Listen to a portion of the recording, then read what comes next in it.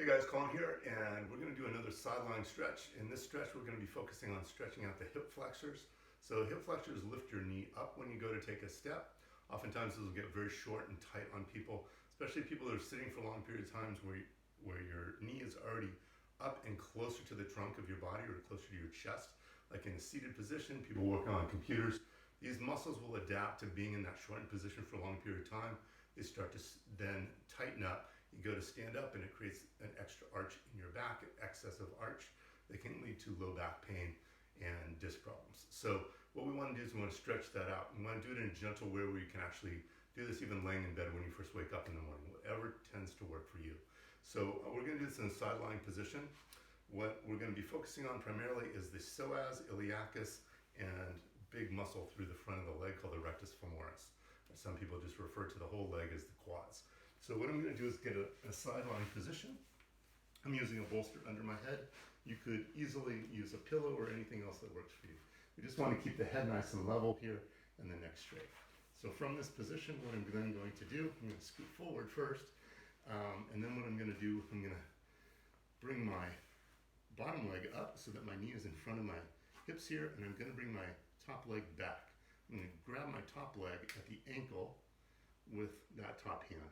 I'm going to gently just kind of pull that knee back, pull the leg back.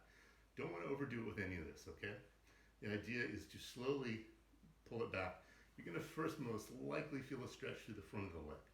So from this position, gently pull back till you feel that stretch through the front of the leg. You want to hold this for about 5 seconds. Take a deep breath and just relax. Now, next thing we want to do is we're going to push with the foot as if you're trying to bring the foot forward, but you're actually stopping it with this top hand. So you're actually flexing the muscle here by trying to extend the leg forward. So you're going to push into your hand in this case with your leg or your ankle. You're going to do that with maybe about 20% of your strength. And you're going to hold that for 5 seconds. 1, 2, 3, 4, 5. Take a deep breath. And as you breathe out, just let everything relax and pull that leg back a little bit farther. Very good. So as we bring this knee farther back, what happens is we start to get stretch through the hip flexors here. This is all one piece of ongoing connective tissue through the body, and these muscles are connected together through that thicker tissue.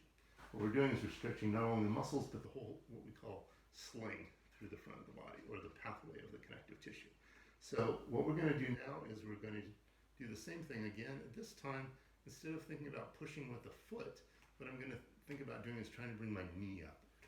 So the first stretch, when you push with the foot as if you're trying to straighten the leg, but you're blocking it with this hand, we're stretching in this quad muscle. So you can do that 3 to 5 times. Next thing we're going to do though is we're going to then try and pull the knee farther back and bring the knee up while you block again with this hand.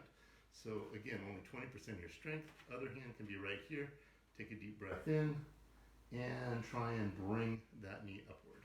So bring the knee upward, a little resistance, deep breath in. As you breathe out, let that knee come farther back just a little bit.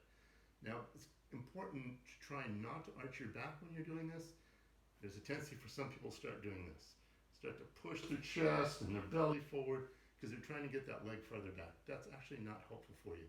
You want to keep the spine as straight as possible when you're doing this. So again, spine nice and straight, hips stacked, shoulders stacked, both up toward the ceiling when we're doing these kind of exercises.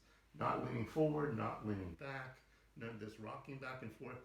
From this position, we're pulling the knee back, and then with this anchoring hand, pushing against it by trying to bring the knee up and forward, just with about 20% of your strength. You're going to resist against that by anchoring with the hand. Take a deep breath in and let that relax and bring it back a little bit farther. Good. Now, you want to repeat the same thing on the other side. The idea behind this is to be nice and balanced out. What we're trying to do here is get these hip flexors to open up.